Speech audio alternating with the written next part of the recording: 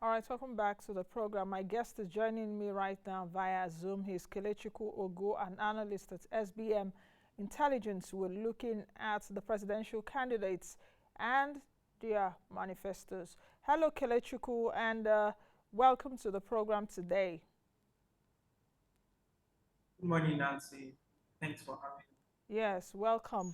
Kelechukwu, let me start by, in fact, I said it at the beginning of the show that we have, I think, about 18 or 19 presidential candidates, if I'm not mistaken. And but we'll be taking a look at a few of them. Let me say the, I hope I'm not accused, but let's just take a few, perhaps APC, PDP, Labour Party, and the NNPP. Definitely, we have time from now till February to take a look at others and also scrutinize more of their manifestos, because I've seen huge policy documents, and there's a limit to what we can do in the next few minutes. But let me ask you what you think about the various manifestos, because I know that you've read a few. Kelechukwu, what are your views? Yeah, okay. So thanks for having me once again. I will just say right away that uh, I like what Atiku and Obi are offering at this moment. They seem to want to devolve power. They want to allow the private sector drive growth, and they have some innovative ideas around how to do it. And then NNPP manifesto is it's quite lengthy and it's heavy on socials, but has some traditional ideas as to dealing with fiscals. So, for example, we know there's been this debate around VAT collection.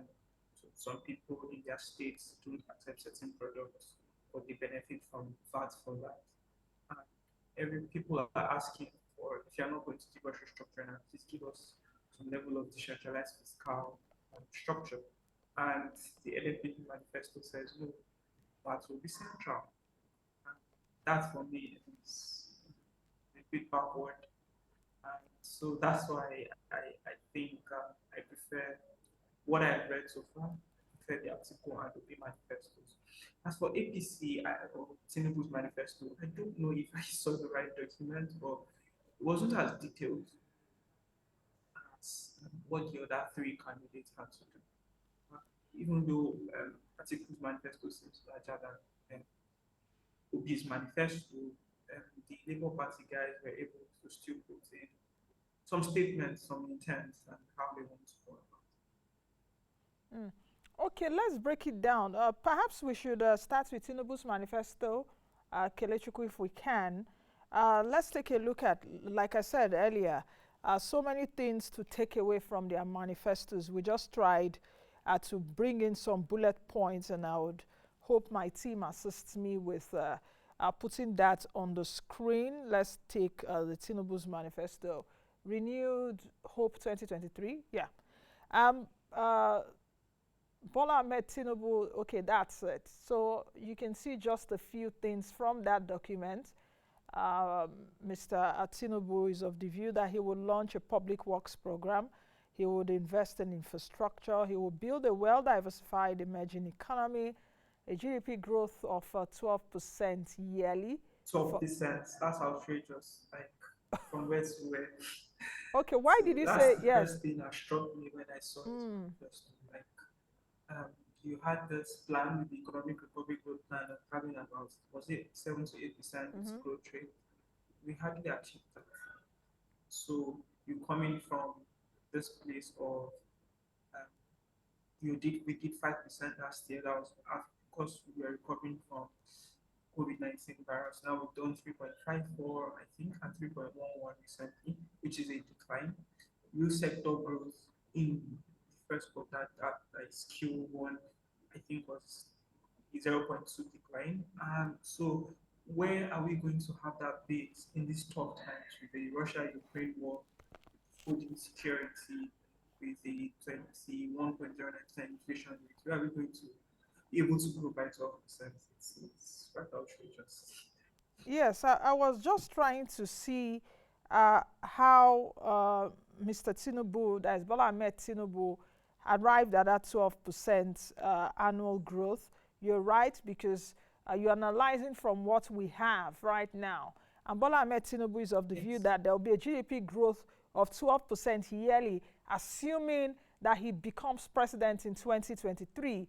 Don't forget that the GDP growth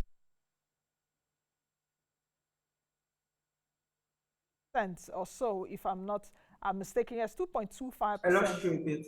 Yes, 2.25% according to the National Bureau of Statistics. Why? Because we've seen the CBN going hard on inflation, not pro-growth anymore, but fighting inflation. And GDP growth is like a sacrificial lamb at this time. So I don't know how that 12% can really be achieved from 2023 till about 2027, Yes. assuming that he becomes, yes, assuming that he becomes a president. And I'm looking at his manifesto now, and I'm trying to see the how of how that 12% can be achieved. But let's move forward with Bola Ahmed Tinubu's manifesto, where he mentioned, okay, yes, thank you guys, where he mentioned that he will launch, no, we're still in that first page. Let's take a look at it.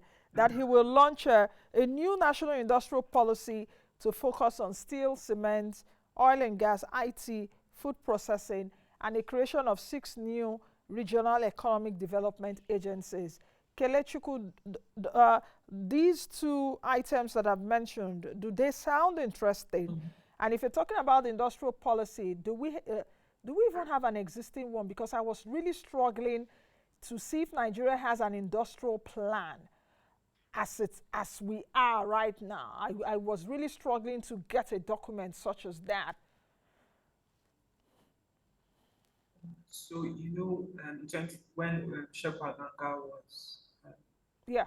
Minister of Industry, when he came up with the automotive policy, I think there were like industrial plans around that. It was like part of an industrial plan. And that automotive policy now is even in need of revision. And when a lot of these guys talk about the industry, they are always saying, okay, we will give tax credits, we will boost manufacturing. The wordings are usually the same. So, and that requires money. What I wanted to see in some of these documents is the why.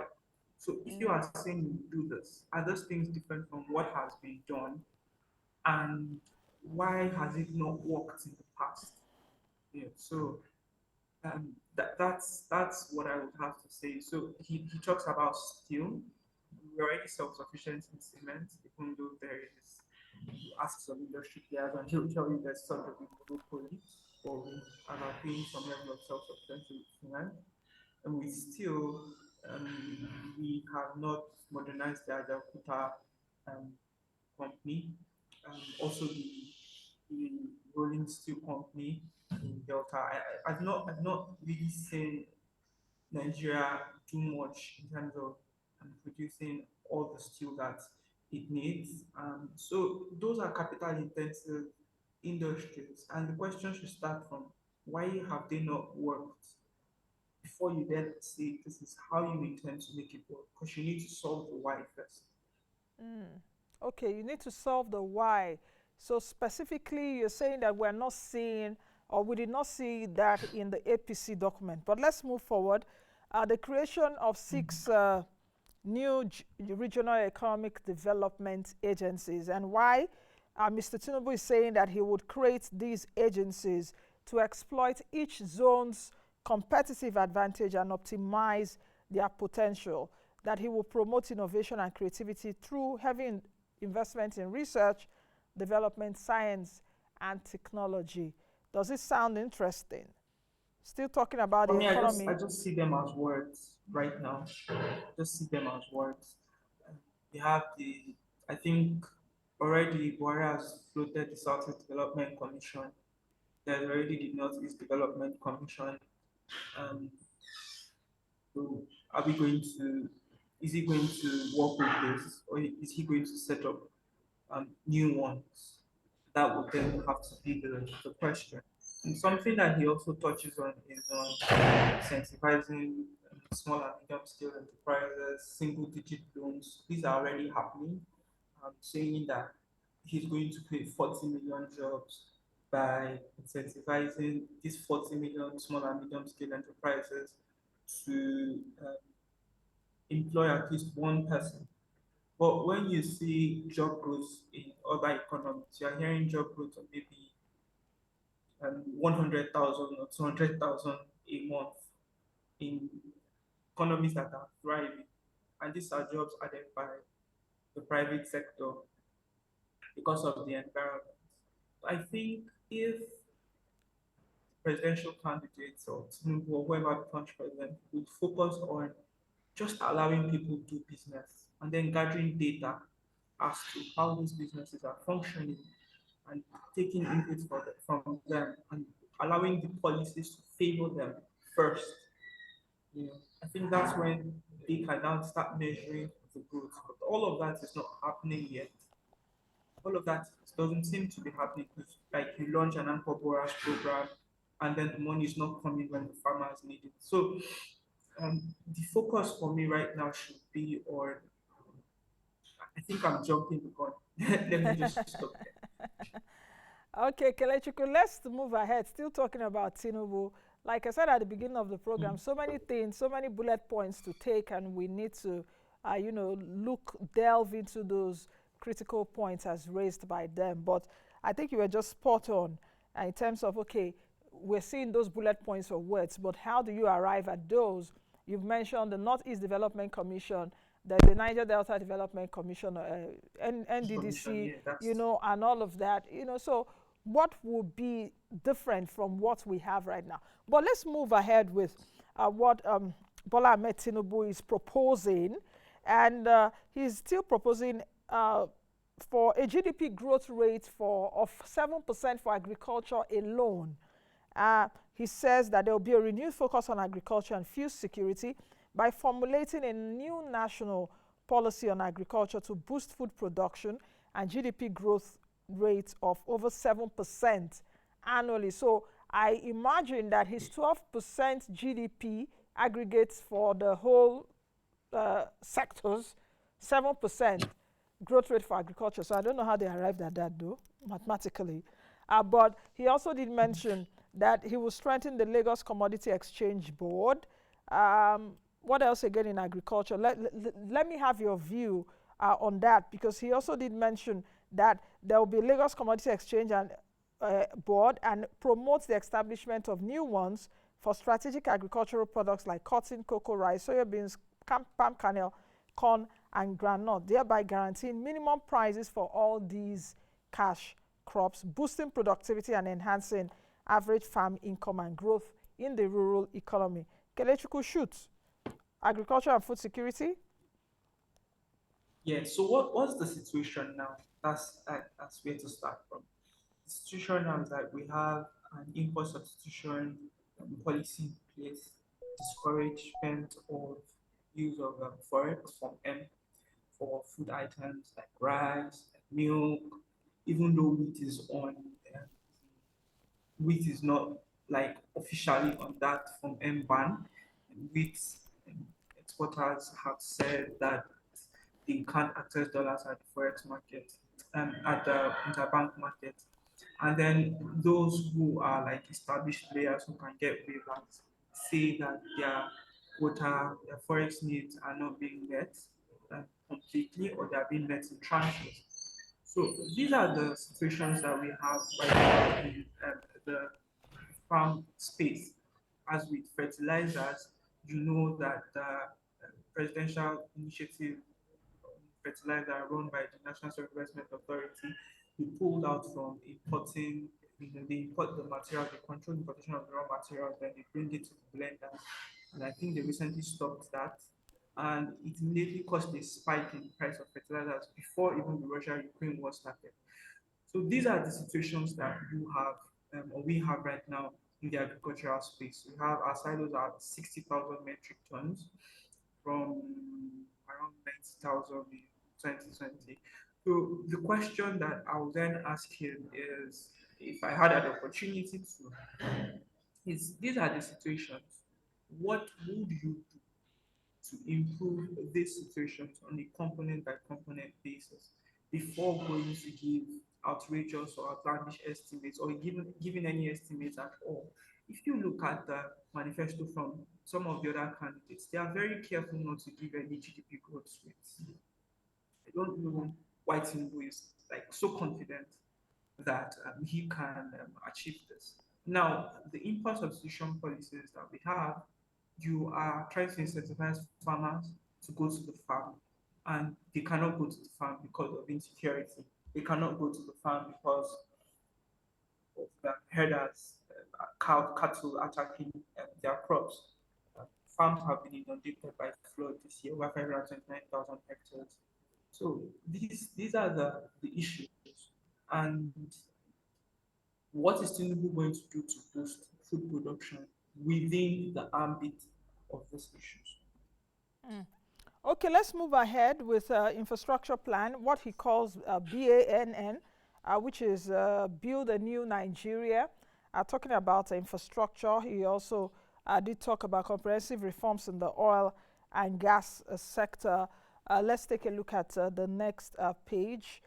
He did definitely he did say actually in the manifesto that he will immediately privatize the NNPC and compel exploration companies to list their equity on the Nigerian exchange and contribute directly to the sovereign wealth fund. What else again did he say? He said he would triple education spending to 25% from 8%. There will be healthcare spending to rise from 6.5% to 10%, provision of basic needs to all Nigerians, and complete eradication of poverty by getting Nigerians to work and earn decent wages. Like you said earlier, these are just talking points, but one would expect that, how is it going to do that? And I heard you loud and clear earlier when you said, if I had the opportunity, I would ask him this. But Mr. Tinubu is not making himself available to at least Nigerian media in a debate or even a television program to talk, apart from what we hear him say during the campaigns at Chatham House yesterday. Where else again? You know, go to like business communities and all of that. But like a media house or even a debate or a town hall, he's not making himself available. So I'm sorry, Kelechukwu, you may not have that opportunity to ask him those questions. But what do you think quickly before we move over to other Sure. candidates? Yes. All that, yes. So I'll first off touch on NNPC. So we just had the Petroleum Industry Act. The Petroleum Industry Act has not been um, fully implemented yet. The subsidy component has not been implemented. Um, so you already have the NNPC as a company with shareholders. Are you going to, as the government, sell those shares like right away before even giving the company an opportunity? I like when he says you get IOCs to list on the Nigerian Stock Exchange. And again, why have IOCs not considered listing on the Nigerian Stock Exchange before? If you compel them, they already want to be. So wouldn't it just be, okay, you guys are compelling us to register on the Nigerian Stock Exchange and we don't want to. So we'll just leave. Because the incentive for IOCs to keep playing in Nigeria is reducing. Um, in their companies, they want them to develop fossil fuel alternatives in their countries, their mother countries. They want them to develop fossil fuel alternatives. They're investing a lot in that. So um, they also want them to clean up their portfolios. They also want to clean up their portfolios themselves, the IOCs, to be more climate compliant.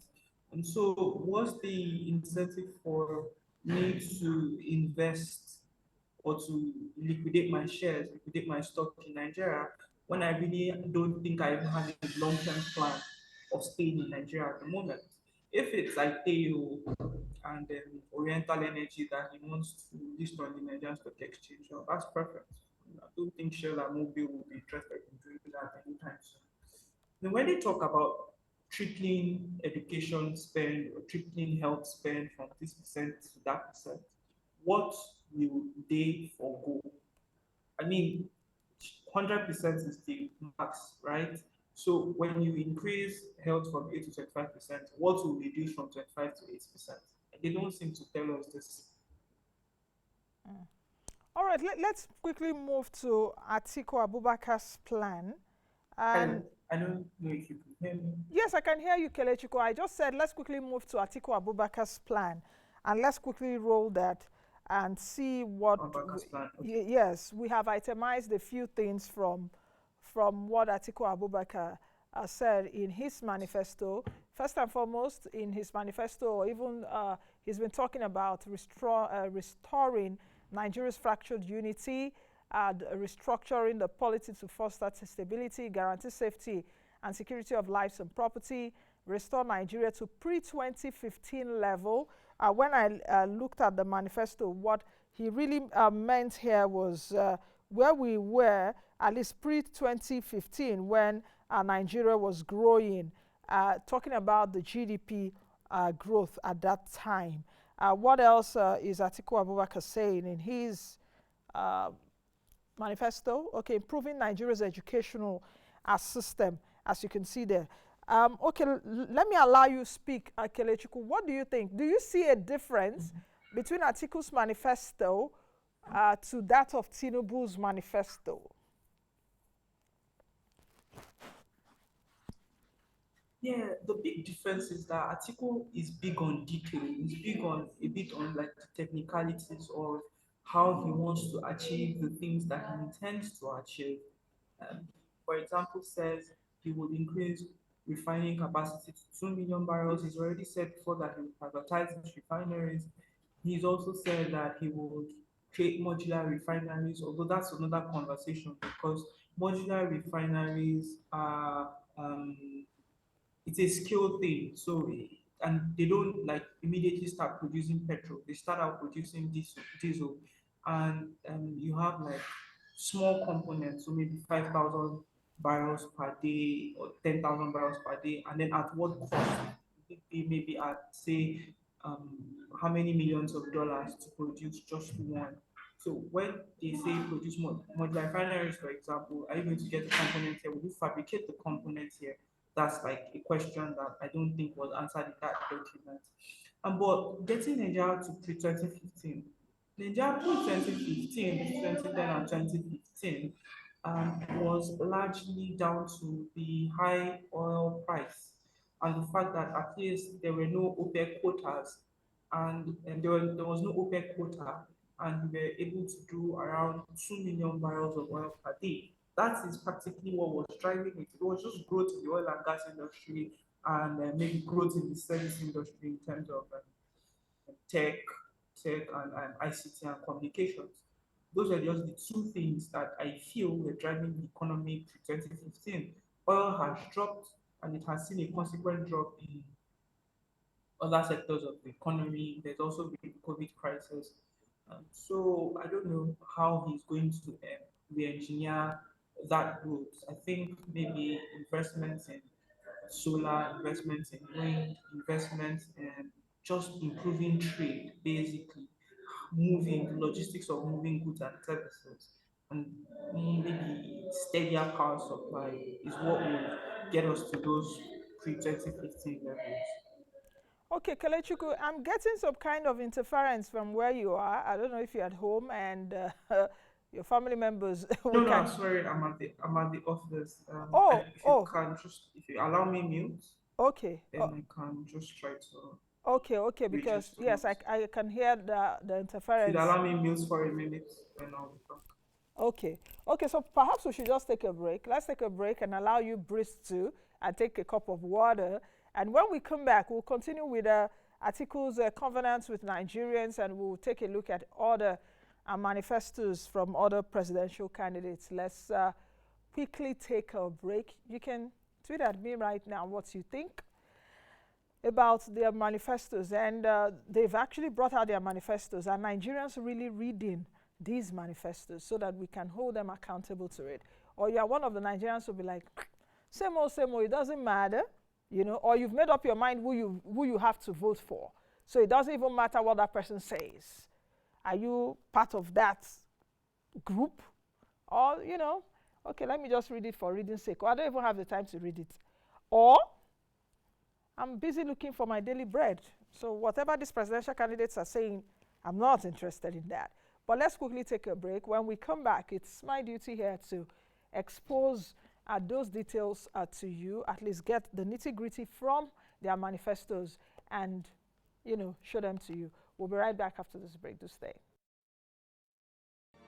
Hello, hello, hello, and welcome to the program. This is Moneyline with me, Nancy. So we really have to keep thinking out of the box about how to get money to the least accessible in our society. Everything has to be re-examined in our economy, in our health system. We are also ensuring that government does not continue to manage this refinery, because government is not really equipped to manage refinery. We need to come forward and do something different, so that we move from a situation of looking at things from it's purely a consumptive approach to a productive environment. The government and the people need to really agree on the need for a departure from business as usual. We are now on a process of recovery. It is what I call a bumpy journey to an uncertain destination. This is Moneyline with me, Nancy Naji. It's so nice to know that you're joining us again today.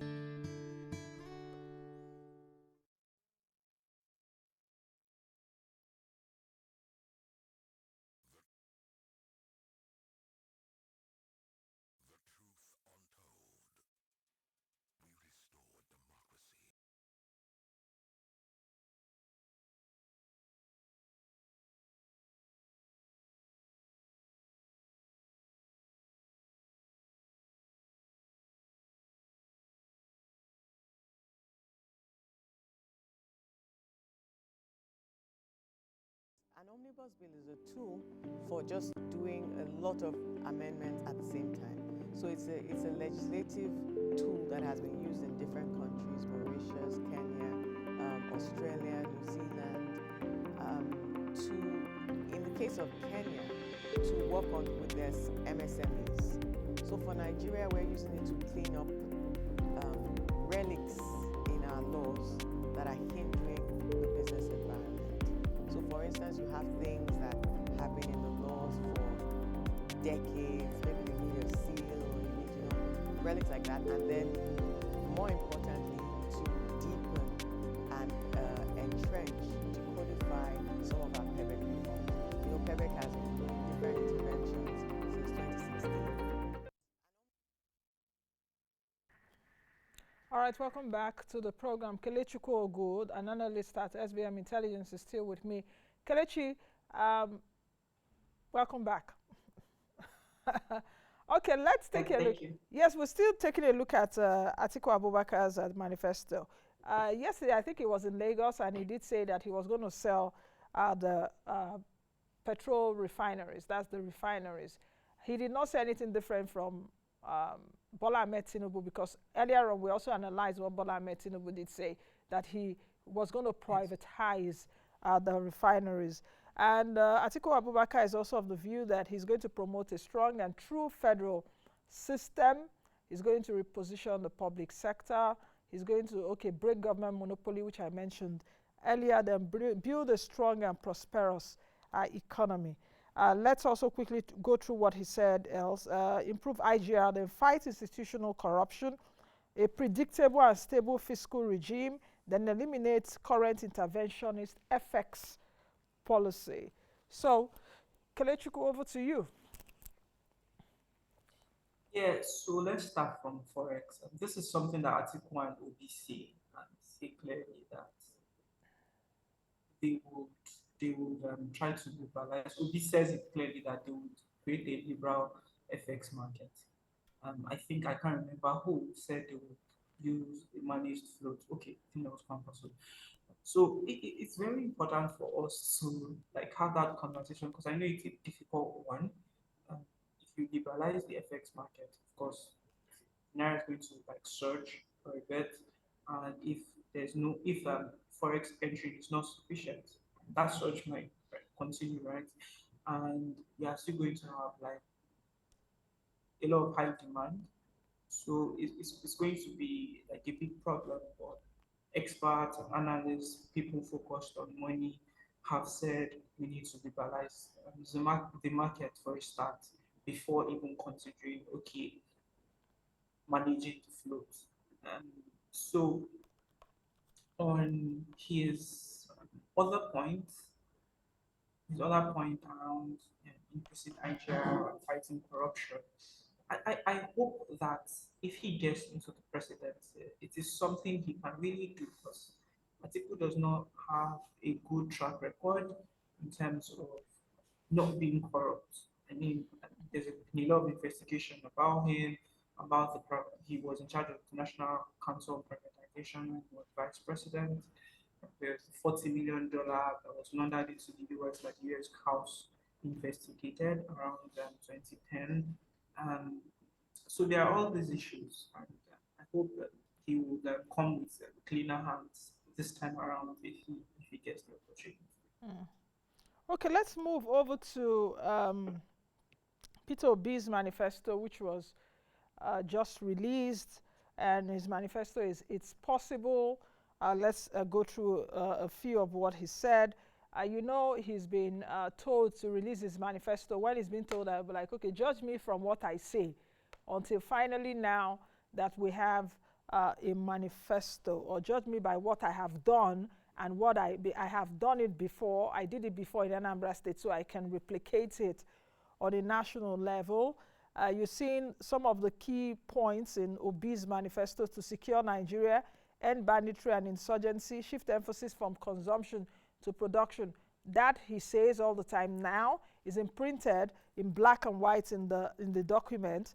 Restructure the polity through legal and institutional reforms, leapfrog Nigeria into the fourth industrial revolution, build world-class infrastructure for power, rail, and air through PPP and entrepreneurial public sector governance. And I must say, at least the three candidates that we've spoken about, I read in their manifesto, at least they talked quite a bit about private sector participation. But Kelechukwu, what do you have to say about Peter Obi's manifesto?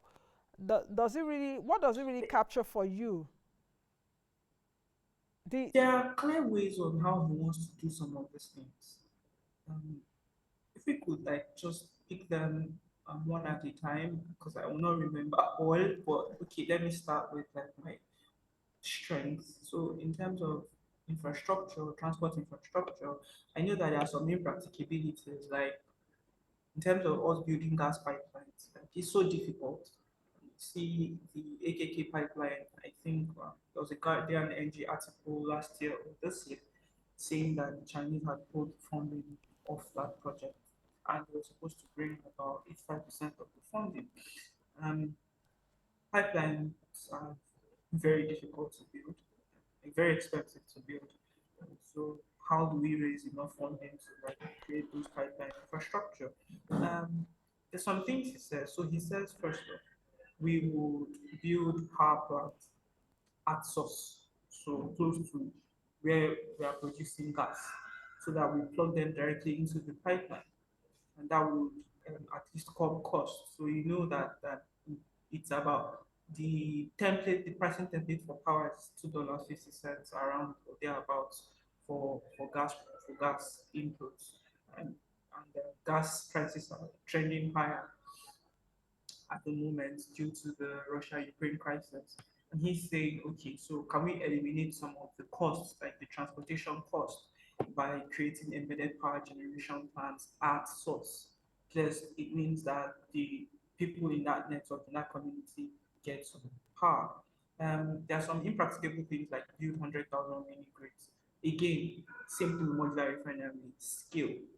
How many people is a mini grid serving? How much will it cost to run the mini grid? Will the people be able to pay cost-effective tariff for the maintenance of those mini grids? We know that a lot of rural electrification projects have failed because the communities were unable to maintain the solar panels that were installed. So that's on energy aspect of it, which is something like he detailed a lot. He spoke a lot on. In terms of security, he's saying that he wants to create regional security, just like I think Atiku said. He says he wants to also have some level of state policing. And state policing comes with the states themselves having the resources. And he talks about building intelligence with the communities. So he also then comes at restructuring and says that he wants to do what I've always like championed and asked people about and fought for in my small corner, which is fiscal restructuring, allowing states pay the federal government tax, an agreed level of tax, instead of going to share money and FAC every month. And if he can achieve that, which I don't know, I'm sure that there will be a lot of pushback. But if he can achieve that, then he can have state police. Because if you put policing funding in the hands of states at this moment, at this point in time, might be a worse disaster than we have now because they will be owed salaries, just like everybody else is being owed salaries. And you don't want to see a man who has not collected or a woman who has not collected salary for the month holding guns.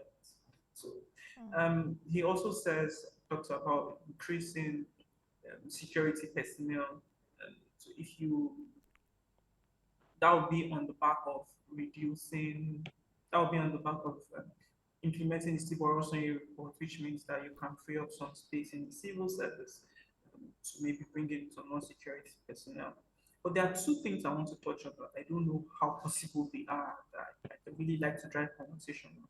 Number one is the one he calls CREST, which is putting public servants on the same salary structure as private entrepreneur or putting appointed civil service, appointed people like ministers and aides on the same structure with civil service, with the public civil service. And I was asking, so who would you attract?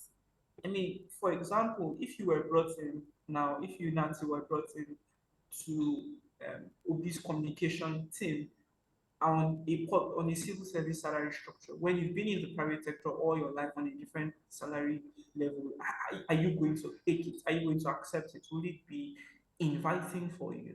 You know, will it meet your needs? So that's a question that I don't know how they want to implement that. The other one is criminalizing non-payment of wages. So he says first off that he will create a wage structure that's hourly based instead of having a national minimum wage, and he would criminalize non-payment of wages. Well, would he be criminalizing employers in the private sector? Because the people who owe salaries the most are state governments. I know the private sector owes salary, but if the private sector owes you salary, you probably go elsewhere or you can band it together maybe as staff and take your employer to the industrial court. But the government has immunity, so I don't know how he wants to criminalize that. So those are some of my thoughts. Okay. Oh, okay. Let's just quickly look at NNPP, Kwakwanso's manifesto. In fact, some of his followers did say that he did not get consultants to write his manifesto, that a greater part of it was he was part of putting together of his manifesto. He did also mention that he promises free JAM, WAEC, and NECO registration. You can see some of the bullet points there: revamping the economy, quality education for you and your family, improved and modernized healthcare services for Nigerians. He did also mention energy and power, eliminate poverty, ensure prosperity. I think it was also Kwakwanso that said he was going to employ, I think, 750,000 officers, new security officers, if I'm not mistaken. Kelechukwu, just take a look at that quickly because we have to go. Yeah, so for Kwankwaso, I think it's a bit like he's just trying to refurbish what is already existing. So if you look at the energy side, he's talking about making the PIA work. He's talking about improving oil and gas production. He was also talking about improving coal production. I mean, Peter Obi talked about, look at the Peter Obi document. They understand or they refer to policies that had happened now that are existing that had failed and talked about this is how we would revamp it. There's a deal with Siemens. This is what we want to get out of that deal. We want to operationalize that deal. There's the 14 solar companies in 2016 that were unable to start their project due to feed-in tariff and partial guarantee assurances from the bulk electricity trader. This is what we will do to get them on board. So there's this clarity, but for Kwankwaso, it seems like he just wants to refurbish what is there already. The world is talking about, I mean, in the multilateral system, there's this document that the UN Secretary General came out with last year called Our Common Agenda. It had an impossible or improbable plan of phasing out coal by 2021. But it just tells you how serious the international community is with phasing out coal. India is the world's second largest coal consumer, and they signed off on phasing down coal in the recent COP27 agreement. The Itobe coal plant in Kogi State, 1,200 megawatts, I hear it did not receive funding because they don't want to fund they don't want to fund developing economies to start investing in coal. So if you don't have the money to fund coal projects yourself, where is that money going to come from? Multilateral lenders won't give it to you. I don't know if Nigerian banks will have the capacity to give it to you. So I don't know. Pampa's plans they are big on detail, but I don't know how inventive and innovative they are. Okay, Kelechi, I think we'll leave it at that for now. Thank you for joining us. Like I said at the beginning of the program, so many things that we really need to look at. That the devil is in the details. But we have, I think, about 3 months or so to the general elections in 2023. Many thanks, Kelechi, and have a good day. Thank you so much. I used to listen to this program when I had like so much time on my hands growing up, and also it's an opportunity and it's a pleasure to be featured. Thank you. Thank you very much, Kelechi. You're making me feel like an old woman when you were growing up. But anyway, it's okay. Thank you for joining us today, and you're doing a good work too at SBM Intelligence. All right, I've been speaking with Kelechukwu Ogu, an analyst at SBM Intelligence. We've been looking at the various manifestos of the parties. Be the best you can be. Do that change that you want to see. I am Nancy. Bye now.